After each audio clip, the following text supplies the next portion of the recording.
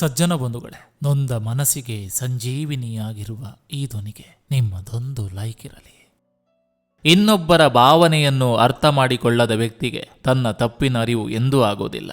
ಉತ್ತಮ ಸಮಯಕ್ಕಾಗಿ ಕಾಯುವುದಕ್ಕಿಂತ ಸಮಯವನ್ನು ಉತ್ತಮವಾಗಿ ಉಪಯೋಗಿಸಿಕೊಳ್ಳೋಣ. ಯಾಕಂದ್ರೆ ಸಮಯ ಎಂದೂ ಯಾರಿಗೂ ಭೇದ ಭಾವ ತೋರೋದಿಲ್ಲ.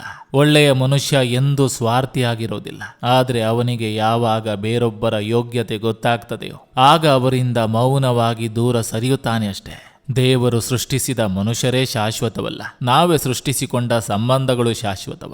ತಾಳ್ಮೆ ಬಹಳ ಮೌಲ್ಯಯುತವಾಗಿದೆ. ಅದು ಹೆಚ್ಚು ಇದ್ದಷ್ಟು ನಾವು ಜೀವನದಲ್ಲಿ ಹೆಚ್ಚು ಕಲಿತೇವೆ. ನಂಬಿ ಬದುಕುವುದು ಬೇರೆ, ನಂಬಿಸುತ್ತಾ ಬದುಕುವುದು ಬೇರೆ.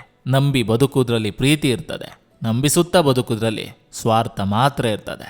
ಜೀವನ ನನಗೇನು ಕಲಿಸಿದೆಯೋ ಬಿಟ್ಟಿದೆಯೋ ಗೊತ್ತಿಲ್ಲ, ಆದರೆ ಯಾರಿಂದ ಏನನ್ನು ನಿರೀಕ್ಷಿಸಬೇಡ ಅನ್ನೋದನ್ನ ತುಂಬ ಚೆನ್ನಾಗಿ ಕಲಿಸಿದೆ. ಎಲ್ಲರ ಜೀವನದಲ್ಲಿ ಸುಖದ ಬೆಳಕು ಒಂದೇ ಬರುತ್ತೆ, ಆದರೆ ಕಷ್ಟಗಳ ಕತ್ತಲನ್ನು ಎದುರಿಸುವ ಧೈರ್ಯ ಇರಬೇಕು ಅಷ್ಟೇ.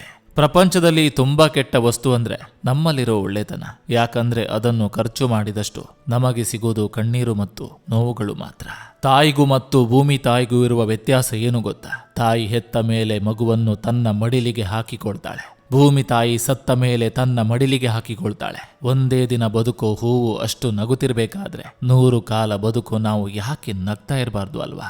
ಜೀವನವನ್ನು ಪ್ರೀತಿಸಲಾರಂಭಿಸಿ, ಪ್ರತಿ ಕ್ಷಣವೂ ಜೀವಿಸಿ. ಇಲ್ಲಿರಲು ನಮಗೆ ಇದೊಂದೇ ಬಹಳ ಅದ್ಭುತವಾದ ಅವಕಾಶ. ಮನುಷ್ಯನ ನಾಲಿಗೆ ಅವಶ್ಯಕತೆಗೆ ತಕ್ಕ ಹಾಗೆ ಬದಲಾಗ್ತದೆ. ಬೇಕಿದ್ದಾಗ ಸಿಹಿಯಾದ ಮಾತುಗಳು, ಬೇಡವಾದಾಗ ಕಹಿಯಾದ ಮಾತುಗಳು. ಏನು ಕೇಳ್ತೇವೋ ಅದೆಲ್ಲವನ್ನು ನಂಬಾರ್ದು. ಯಾಕಂದ್ರೆ ಸತ್ಯ ಕಿವಿ ತಲುಪೋದು ನಿಧಾನ, ಆದರೆ ಸುಳ್ಳು ಬೇಗ ಕಿವಿ ತಲುಪ್ತದೆ. ಸಜ್ಜನ ಬಂಧುಗಳೇ, ಇದು ಇಂದಿನ ಸಂಚಿಕೆ ಅಂತ ಹೇಳ್ತಾ, ಈ ಸಂಚಿಕೆ ನಿಮ್ಗೆ ಇಷ್ಟವಾಗಿದ್ರೆ ದಯವಿಟ್ಟು ಒಂದು ಲೈಕ್ ಮಾಡಿ, ಜೊತೆಗೊಂದು ಕಮೆಂಟ್ ಮಾಡಿ. ಮತ್ತೆ ಮುಂದಿನ ಸಂಚಿಕೆಯೊಂದಿಗೆ ಅತಿ ಶೀಘ್ರದಲ್ಲಿ ನಿಮ್ಮನ್ನ ಭೇಟಿ ಆಗ್ತೇನೆ. ನಿಮ್ಮೆಲ್ಲರ ಮನಸ್ಸು ಪ್ರಶಾಂತವಾಗಿರಲಿ ಅನ್ನೋದು ಈ ವಾಹಿನಿಯ ಉದ್ದೇಶ.